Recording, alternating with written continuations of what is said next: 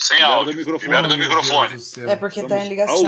Ao vivo, esperando o Arilson liberar o áudio dele.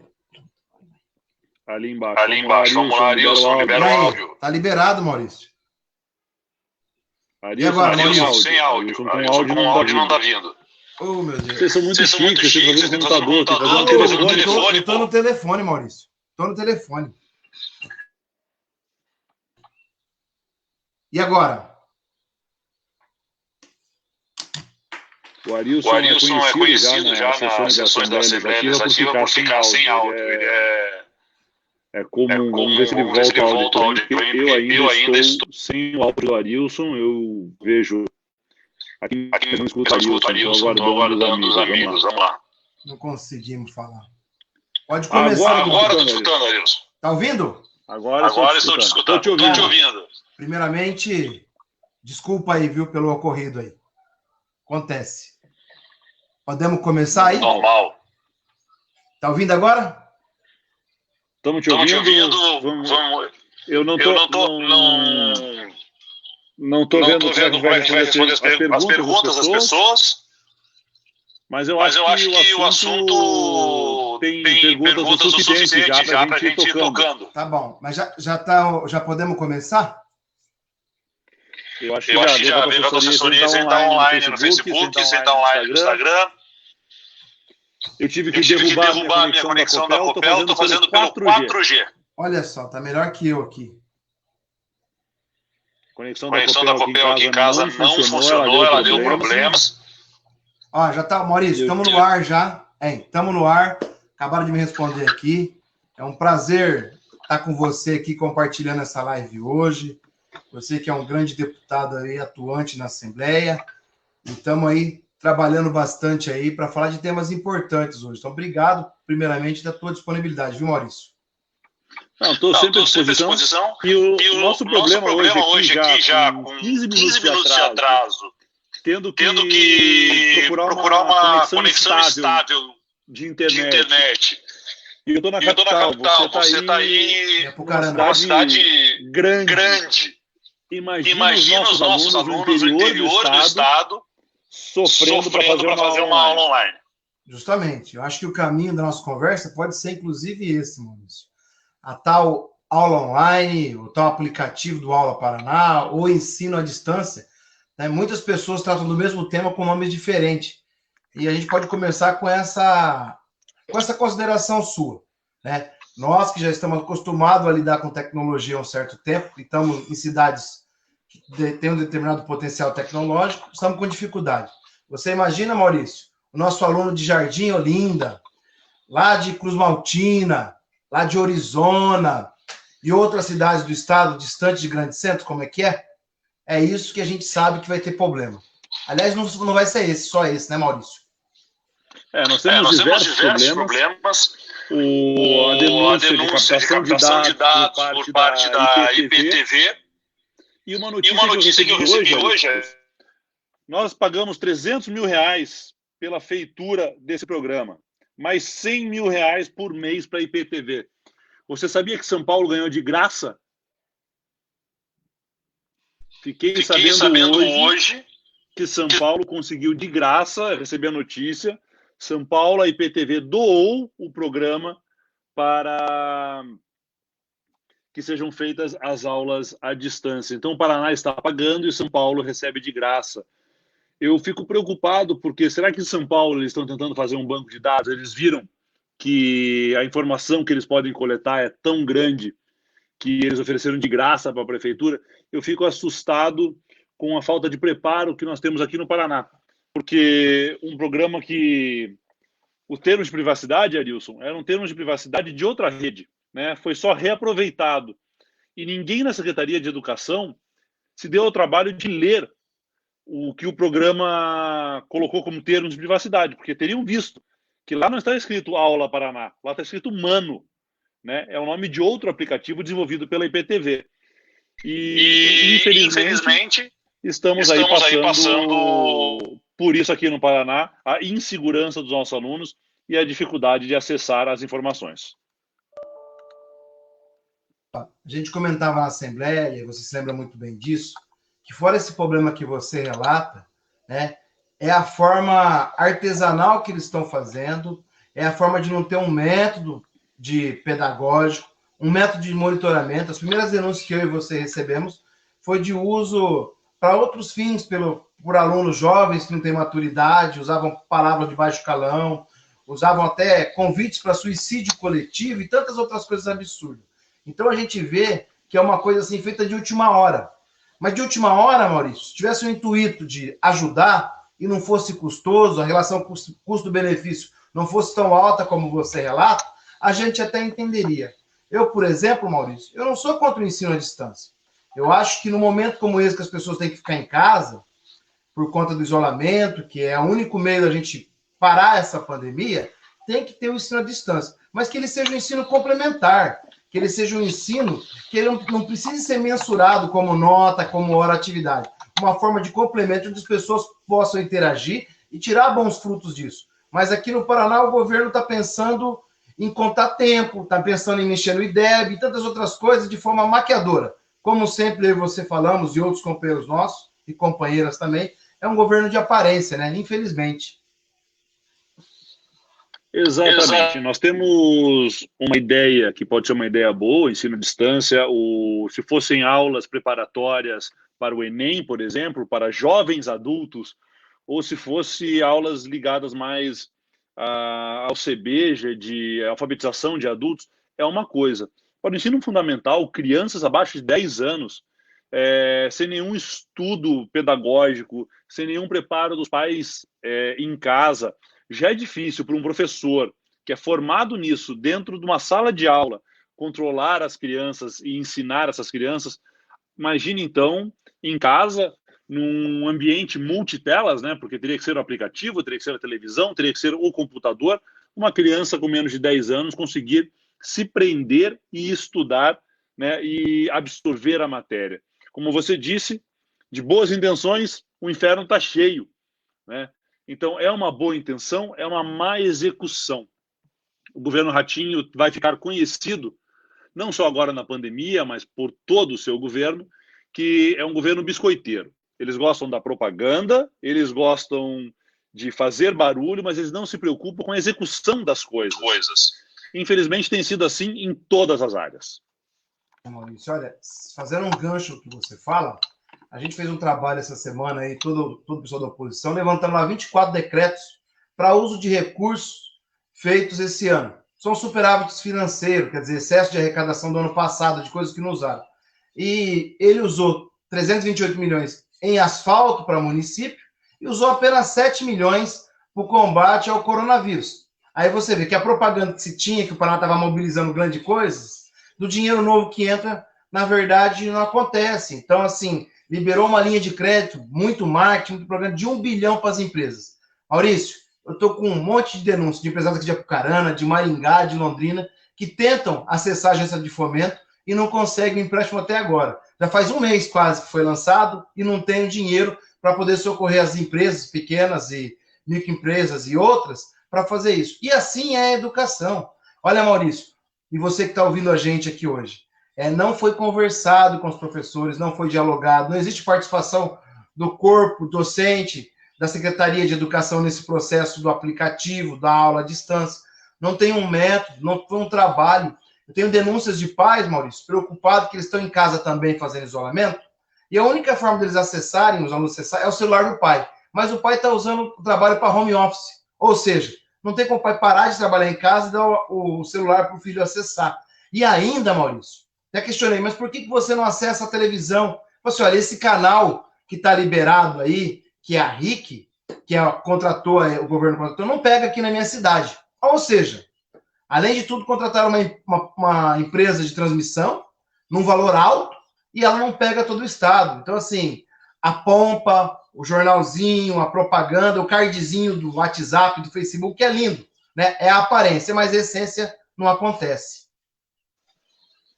Exatamente. Nós temos que imaginar também a realidade das pessoas. Quando a gente conversa aqui em Curitiba, as pessoas falam, mas todo mundo hoje em dia tem um smartphone, vírgula. Né? As famílias paranaenses não têm um smartphone para cada criança. em especial crianças abaixo até de 15 anos de idade. Então, não dá para se comparar a realidade paranaense com a realidade da classe média alta curitibana, né? Que é onde anda e circula o Ratinho Júnior. Né? Ele acha que o country club é a realidade do interior do Paraná. Acho que ele esqueceu o que é a sua cidade, Jandaia. Não tem uma família lá com 5, 6 smartphones para cada criança acompanhar nas aulas. E outras denúncias que estão chegando são também da propaganda institucional, né, entre os horários de aula. Né? Então, quando não começa a aula, não entra a aula, está lá, aparecendo a cara do governador fazendo praticamente uma pré-campanha. Eu fico preocupado.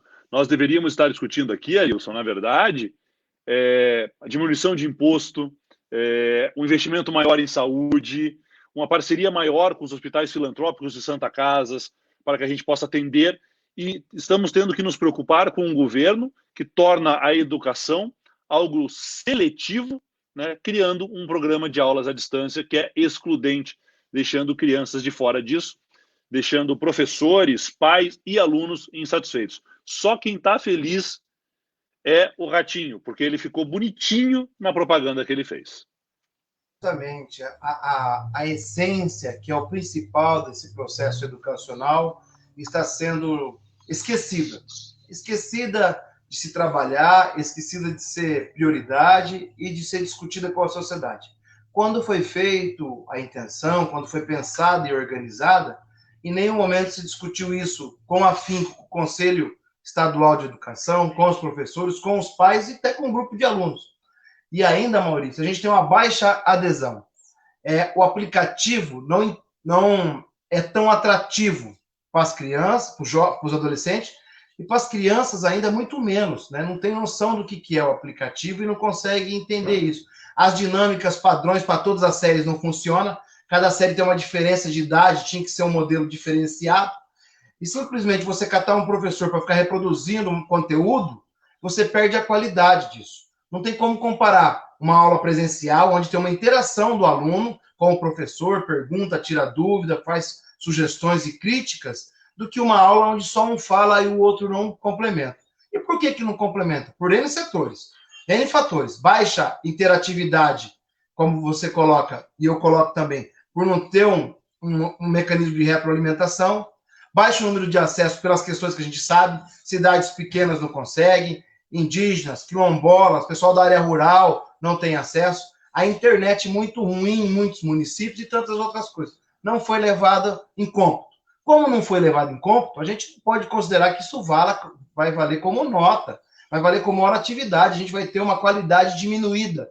Do Paraná, que você lembra bem que muito tempo atrás foi exemplo de educação no Estado, e hoje está aí nessa condição insatisfatória. E o que vale para a gente não é a propaganda. O que vale para a gente não é lá na frente falar que o número de alunos do Paraná aumentou, falar que o Paraná teve uma educação melhorada em alguns números X, e quando na essência, na qualidade, caiu. O aluno ficou menos, ou absorveu menos conteúdo e teve prejudicado a sua trajetória, né, Maurício? Exatamente. Nós temos aqui um problema entre dar acesso à educação aos alunos durante a pandemia, durante a quarentena, durante o isolamento, com as escolas fechadas, provavelmente o que indicam os números mundiais até o segundo semestre, né? Então teríamos a volta somente após junho, né? Julho, agosto, espero que antes, mas teríamos que estudar isso de acordo com a OMS, com dados reais, e garantir aos alunos o estudo. A ideia de profissionais da área com quem eu converso é que o calendário letivo seja revisto. Mas aí o pessoal do governo fala assim, não, mas ninguém quer repor aula. Ninguém quer repor aula. Então a preocupação não é com a qualidade do ensino. A preocupação é com não ter que trabalhar em janeiro, nas férias de junho e julho, não ter que trabalhar em dezembro. Será que essa é a preocupação de um pai? Será que essa é a preocupação de um bom professor? Não terei que repor aulas? Eu não vejo esse como sendo o maior problema. O ano letivo é algo flexível, ele não é preso ao ano civil. Ele poderia começar em janeiro, dezembro, outubro, novembro. Tanto faz, nós temos um número X de dias e um número X de horas aulas a serem cumpridas. Então, eu vejo que a melhor solução seria, sim, o ensino à distância como um complemento, como uma ajuda para aqueles que querem se manter atualizados e estudando, mas não como uma coisa obrigatória, sendo ou você faz essas aulas e elas são computadas como horas aulas dadas, né? Tomará falta, repetirá de ano, não garante a qualidade do ensino, e eu não acredito que um bom professor esteja preocupado com não repor aulas, mas acredito que um bom professor está, sim, preocupado com a qualidade do ensino e com aquilo que será levado ao aluno para um futuro. Concordo plenamente com você. Todos os professores que a gente conversa, dialoga, né, a gente sabe que os servidores do Estado são pessoas comprometidas, embora maltratadas por esse atual governo, tanto no campo de reposição salarial, reposição inflacionária, ou até na questão das licenças especiais, etc., eles têm compromisso. E nenhum deles, até hoje, dos que eu falei, são vários, vieram falar quanto à preocupação de ter que dar aula em janeiro ou fevereiro. Muito pelo contrário. Eles têm amor no que fazem, têm compromisso e eles querem o melhor. Aliás, Maurício, assim como eu e você, a maioria deles são pais, mães, que também sabem o que vai acontecer com a vida do filho se a educação não for de qualidade satisfatória e suficiente para que a gente precise nessa sociedade de agora. Então fica aqui o registro nosso, né? E lembrar, Maurício, que a gente teve períodos já no Estado em que teve períodos de greve, já até maiores do que a gente conta até agora, e depois a aula foi reposta. O problema não está na reposição, não. O problema está no diálogo que o governo tem que ter, aliás, que diz que tem, mas não tem com a classe de servidores, principalmente da educação, e no pensar o quanto isso é importante. A gente tem um secretário de educação no Estado que veio do setor privado. Não é que no setor privado tem má pessoas, não é isso. É que a lógica do setor de ensino privado é uma, e a lógica do setor de ensino público é outra. E ele não consegue compreender isso, não consegue fazer a diferenciação. E acha que a gente tem que fazer que o ensino no Paraná tenha menos custo e mais eficiência. Mas ele esquece que as pessoas que consomem esse serviço ofertado pelo Estado não têm a condição de pagar da forma que é feito no setor privado. E elas precisam que o ensino seja gratuito. E para que seja gratuito, você precisa investir do Estado mais para essas pessoas. Ou seja, para quem não tem condição, o Estado investe. Aliás, é para isso que investe o Estado. Mas na cabeça do governador e do próprio secretário, isso é um desperdício de dinheiro. Então, quando a gente tem pessoas que pensam dessa forma, a gente tem ações péssimas, como essa que a gente está passando. E aí, Maurício, qual que é a dificuldade minha, tua e dos professores e professoras do Estado? Contar isso para a sociedade, porque a propaganda deles é tão perfeita, tão bem articulada, que parece que nós somos contra o ensino à distância. E não é verdade. Não, nós temos uma realidade diferenciada no estado do Paraná, porque já tivemos a melhor educação do Brasil, melhor educação pública do Brasil, caímos muito com o Beto Richa, e lembra a todos que o Beto Richa tinha o apoio do Ratinho Júnior, uma fidelidade canina, segundo o próprio Rato, e hoje nós estamos aí com esse problema da pandemia e do ensino. Eu prezo pela qualidade da educação, pelo acesso universal. Se 10 crianças ficarem sem aulas porque a internet não funciona, porque não tem telefone, porque não tem livro, né? Porque acesse a página 76 do livro tal. A maioria das escolas do Paraná, nas escolas não tinha o livro suficiente para os alunos. Imagine agora com os alunos em casa. Estão obrigando os professores a irem tirar fotos dos livros para colocar no aplicativo, para mostrar a atividade. Ou seja, é um enjambre, algo mal pensado. O pessoal está perguntando aqui o que eu acho e o que você acha, Arilson, da implementação do ensino à distância nas faculdades. Eu acho que aí nós já estamos falando de um grupo mais seleto de alunos, uma realidade um pouco mais diferenciada, e como você botou no começo, e como eu já coloquei em artigos, nós não somos contra o ensino à distância, desde que bem elaborado, bem pensado e bem executado. Eu acho que numa faculdade a realidade é outra, poderia ser melhor absorvido, desde que ele seja devidamente implementado e executado. Maurício, eu concordo com você e tem pessoas escrevendo aqui também essa mesma opinião que a gente. Olha só, acho que a principal característica para você usar um produto como esse, um aplicativo, é entender a maturidade. Isso é igual quando você dá o celular para uma criança pequena. ela vai no que é atrativo para ela, vai nos desenhinhos, nos joguinhos. A gente tem que entender que o aplicativo aí usado é para se adquirir conhecimento e para ter ele nesse momento, como agora, e como atividade suplementar, na concepção minha e sua aí. Então, assim, para esse instrumento funcionar, tem que ter uma maturidade. Isso a gente alcança com algumas idades. Não pode ser feito de forma horizontal, como é feito pelo governo do estado. Espraiou o aplicativo para todo mundo e estão aí dispersando recursos, dispersando pessoas, gastando tempo para coisas que não funcionam. Então, a gente tem que tomar muito cuidado com isso para a gente, né, avançar de uma forma qualitativa nesse processo. Tem que lembrar o governo doador que o importante aqui não é a forma quantitativa, mas sim a forma qualitativa que isso é usado. Olha aqui, ó, tem uma pergunta aqui, Maurício, por exemplo, ó, que é da Dalila. São aproximadamente 150 cidades sem acesso à aula pela TV. Aqui na região do núcleo de União da Vitória, não tem acesso de TV. Meus alunos são de escola do campo. Alguns não têm nem o que comer. Aí ela continua.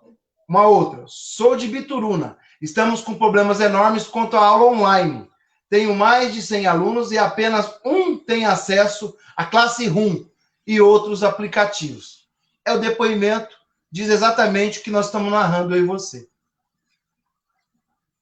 Exatamente. Essa realidade triste tem sido ignorada pelo Rato, tem sido ignorada pelo secretário, tem sido ignorada, inclusive, pelos deputados da base, que parecem não se preocupar com as crianças e as pessoas se preocupam apenas em conseguir pequenos favores do governador numa sequência em um ano eleitoral. É a triste realidade que nós temos na educação do Paraná hoje.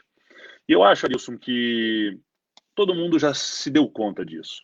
Mas as pessoas continuam preocupadas com o futuro, né? O que será de nós pós-pandemia? Como as aulas irão voltar, como o comércio irá voltar, como os empregos serão garantidos. E da mesma forma que o governo nada faz na educação, ele nada faz na economia. Empresas como Sanepar e Copel continuam priorizando o lucro dos acionistas e não as pessoas. Pequenos empresários estão abandonados por esse governo, não tem uma única proposta de diminuição de imposto, e sim diferimento de imposto, ou seja, vão pagar, mas vão pagar lá na frente, vão conseguir empréstimos com juros subsidiados, que é igual aos juros dos bancos, né? Não tem nenhuma vantagem em se endividar mais ainda depois de meses fechados. E nós temos ainda os nossos pequenos produtores rurais que sofrem com o custo de água e luz de empresas que, mais uma vez, Copel e Sanepar priorizam o lucro dos acionistas e não a população do Paraná. Eu tenho certeza que outras medidas poderiam e deveriam ser tomadas, mas nós temos um governo tímido, para não dizer medroso, em relação a ações para beneficiar a geração de emprego no Paraná. Então, a educação está um caos, a economia ficará um caos, e o que vai ficar bom vão ser as propagandas na televisão. Porque para fazer propaganda, investir dinheiro em propaganda, o governo é bom. Para mudar a realidade das pessoas, esse governo é uma desgraça. Maurício, eu concordo plenamente contigo. O ano passado foi gasto 89 milhões em publicidade e propaganda, que a gente conseguiu detectar do governo do estado, que não tem portal da transparência para a gente ter a informação precisa. Esse ano já foram em torno de 17 milhões. Aí olha só, a gente tem uma linha de crédito dita liberada pela Agência Fomento, que não, as pessoas não, os empresários micros, pequenos não conseguem acessar. Primeiro pela burocracia. Segundo, colocaram uma restrição agora. Quem tiver com dívida e for para o Serasa não pode receber. Olha, nesse momento, todo mundo vai acabar indo para o Serasa. Todo empresário vai ter notificação do Serasa. Então não podia ter. Não podia ter esse excesso de burocracia. Ou seja, não está funcionando. Mas o curioso de tudo é que o dinheiro de 328 milhões de reais para ser investido em asfalto nas cidades continua. Não foi destinado e está executando. Não é que o asfalto não seja importante. Claro que é. Mas nesse momento, o importante é o emprego, a renda e a condição das pessoas. Eu fiz uma conta aqui, peguei até a minha agenda enquanto você falava. Esses 328 milhões de reais daria para fazer um empréstimo para pequenas empresas, pequenas, a taxa zero de 100 mil reais para 3.250 empresas. Ô, Maurício, 13 mil empresas de R$25 mil para empresas MEI, ou R$50 mil para 6.500 empresas. E para empreendedores individuais, aqueles informais só com CPF, daria 100 mil pessoas, 10 mil reais, opa, cadê aqui a continha? 10 mil reais para 328 mil pessoas com CPF. Ou seja, dava para aquecer a economia do Estado com esse dinheiro aí do asfalto. E se pegar, então, a publicidade e propaganda e parasse nesse momento, era uma coisa de se fazer. Eu vi que o governador reduziu o salário de 30% dos seus secretários e do próprio governador. Uma medida boa, não estou criticando. Mas fiz a conta, 10 mil cada um pelo outro, dá em torno de 450 mil reais. Mas ele gasta 100 milhões com propaganda. Inclusive, o ano passado foi gasto com a família, com a rede de comunicação da família dele, se eu não me engano, mais de 12 milhões de reais. Então, se você faz a renúncia desse de 12 milhões, é muito maior que os 450 mil, né, Maurício? Muito maior. Nós temos, na verdade, uma ação demagoga do nosso governador Ratinho, querendo dizer que vai diminuir o seu salário e que isso vai ajudar. Que tal ele tirar o imposto de pequenas e microempresas? Vai ter muito mais dinheiro na economia do Paraná. As pequenas e microempresas do Paraná são responsáveis por apenas 2% da arrecadação de ICMS do Estado e responsáveis por mais de 70% dos empregos. Pequenas, micro e médias empresas no Paraná não chega a 6% da arrecadação de ICMS.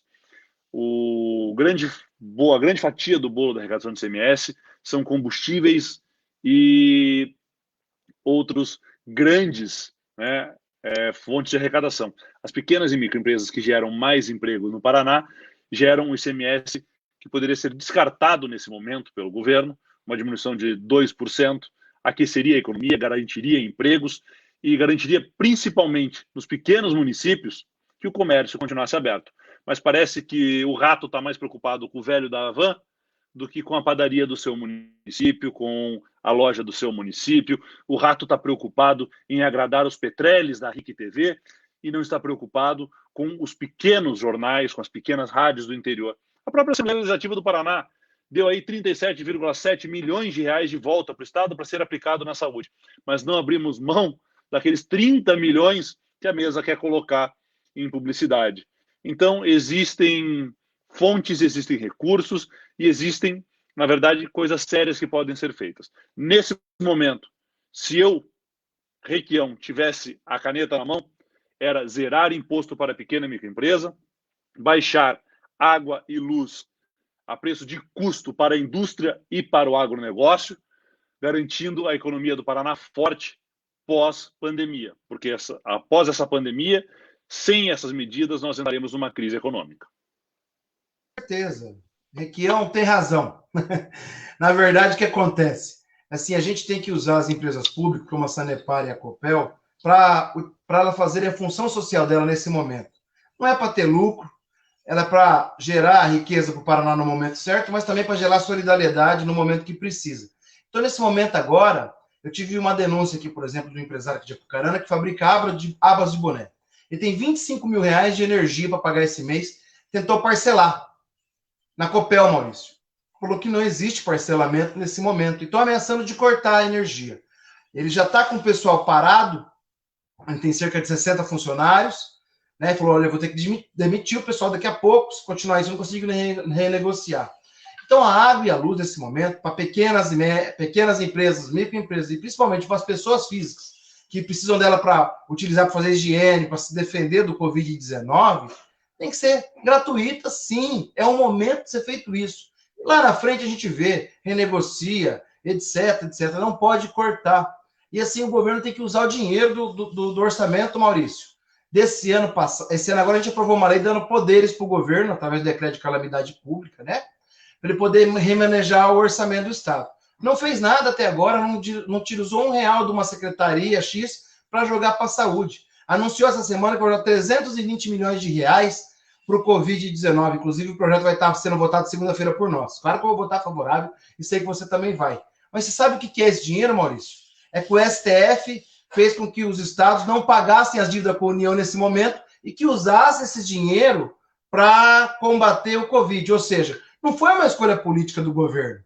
É uma decisão lá de cima, ele tem que cumprir. O que a gente quer do governo do Estado é iniciativa. É que vai lá, cate o dinheiro da publicidade e propaganda, que cate o dinheiro da grande obra, que no momento futuro pode ser importante, mas que use agora para combater o Covid e para fazer esse colchão de proteção social que você coloca, né? Dá dinheiro para as pessoas carentes, necessitadas, não dá R$50, né? Não dá para admitir que um governo faça um programa, como foi feito, de cinquentão pelas famílias, não pode.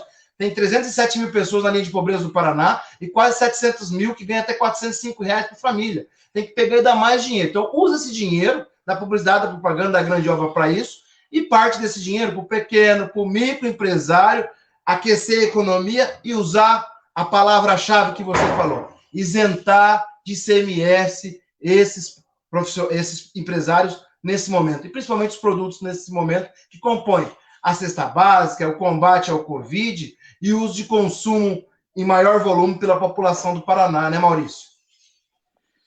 É isso, é uma política fiscal que beneficia as pessoas, uma política fiscal que beneficia o social, que beneficia o emprego.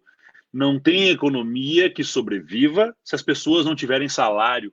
Não adianta nada o governo dizer que vai emprestar dinheiro para empresários se não tem gente na rua com salário para consumir o bem ou o serviço daquele empresário. A economia é uma roda, ela é uma engrenagem, ela precisa que as pessoas tenham salário para que as pessoas possam gastar.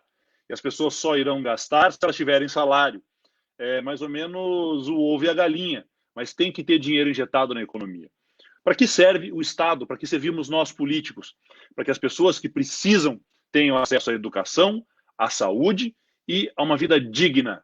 A vida digna significa um Estado parceiro, não um Estado inimigo, que trabalhe com incentivos fiscais, que garanta um preço justo de água e luz, que gere segurança. Não só a polícia na rua, não só a polícia bem equipada, não só o policial bem pago, mas segurança de se viver num Estado onde é possível fazer investimentos e que esses investimentos tenham retorno. Incrível que no Paraná os investimentos que são assegurados pelo governo são investimentos como pedágio. Até agora, o Ratinho Júnior não enfrentou as pedageiras, não buscou isentar os nossos caminhoneiros que estão aí levando comida, remédio e abastecendo as nossas cidades do pedágio. Não estou falando nem dos carros, estou falando de caminhão.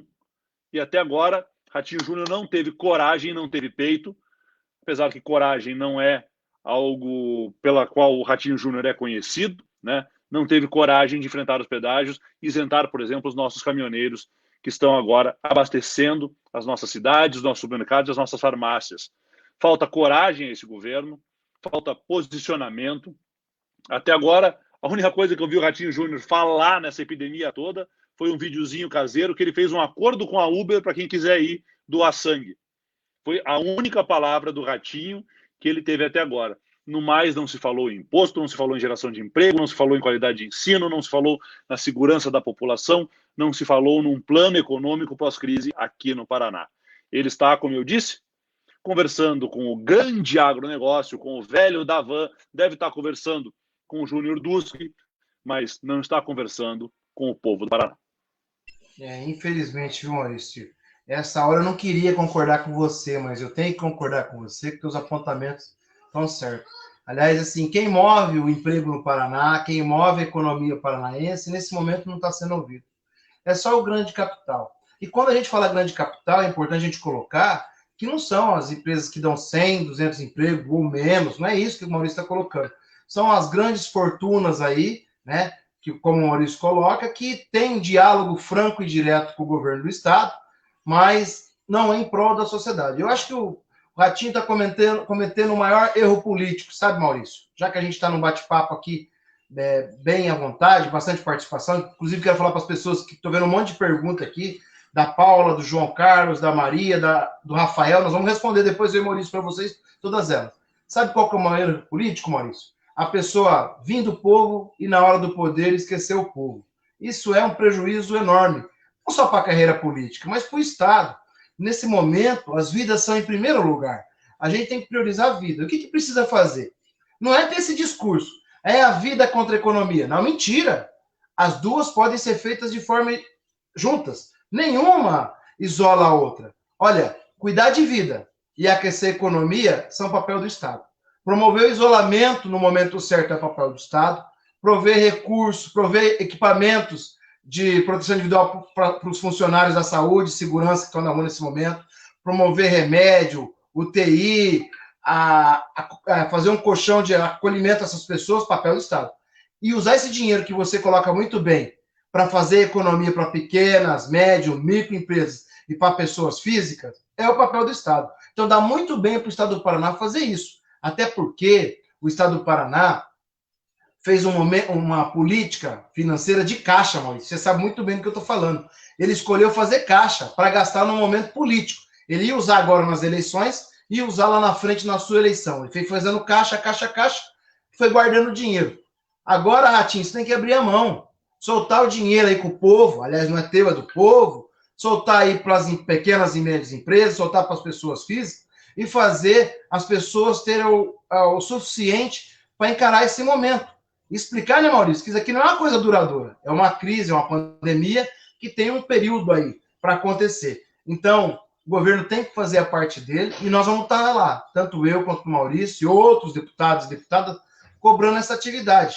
Mas a gente precisa mesmo do apoio de vocês que estão ouvindo a gente, está conversando com a gente, para espalhar essas ideias, esses comentários que a gente tem aqui e fazer com que outras pessoas percebam que a tática do governo é fazer propaganda e discurso, né? Então, às vezes, a gente fica com dificuldade de conversar com as pessoas para entender o que está acontecendo. E o Maurício está sendo perfeito na análise dele aí, e eu queria complementar dizendo, viu, Maurício? A educação é só a consequência de tudo isso, né? Eu falo com meus companheiros professores, o pessoal da PP, que é amigo da gente, olha, a educação é uma das consequências. O mal maior vai ser feito no Paraná de forma coletiva, do jeito que anda o governo, não é, Maurício? Nós estamos vendo um governo que não prioriza as pessoas. Vamos deixar claro para você que está assistindo a gente aqui. A Copel e a Sanepar, elas ainda são concessões públicas e são empresas públicas, apesar de que a maioria das ações já estão na mão de pessoas privadas. Mas são alguns poucos milhares de acionistas contra milhões de paranaenses. E os milhares de acionistas sempre ganham o cabo de guerra com o governo. O lucro desses acionistas é colocado acima do interesse público. Nós estamos falando aqui, por exemplo, de uma pequena fábrica de cervejas. Não estou falando da Ambev. A Ambev vai ter ajuda internacional no mundo inteiro, ela é uma multinacional. Mas e a cervejaria aqui de Curitiba, a cervejaria de Maringá, a pequena fábrica de refrigerante? Nós não estamos falando aqui da Leves, nós estamos falando do pessoal de Cianorte, nós estamos falando das confecções paranaenses. É essas pessoas que o governo do Paraná deve ajudar. Tem que parar de se preocupar com o velho da van, que só vende produto chinês, e se preocupar com a pequena cidade de Tunas, se preocupar com os pequenos comércios da cidade de Maringá, se preocupar com o pequeno comerciante lá de Ponta Grossa. Nós temos que entender que nós existimos para atender as pessoas que precisam de educação, saúde, segurança e segurança econômica. É para isso que serve a política, para atender as pessoas.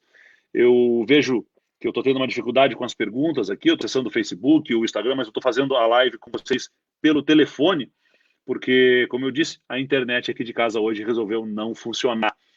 Então, meus amigos, se nós estamos tendo problemas na capital, em Apucarana, imagine os nossos alunos do interior do estado. Se você está preocupado com o seu emprego, nós também estamos. Se você está preocupado com a economia, nós também estamos. Eu, o Arilson e os deputados da oposição continuaremos cobrando coragem do governador para enfrentar o problema econômico e a crise de saúde. Até agora, na minha opinião, tem sido muito ruim o enfrentamento feito pelo governo nessas duas áreas. A educação já vem sendo ruim desde o Beto Richa, né? O tratamento à educação tem sido o pior possível desde o Beto Richa, e os nossos professores, os nossos alunos merecem mais carinho e mais valorização. Eu estou encerrando por aqui, nós vamos chegar a 40 minutos, Arilson, vou deixar você fazer o encerramento, porque eu tenho lá embaixo o Marcelo e o Matheus, que já estão com fome e estão querendo que a gente se almoço. Eu também, eu tenho o Benício daqui a pouco para brincar com ele, para dar comida para ele. Mas eu queria colocar aqui para você, tem várias perguntas sobre educação.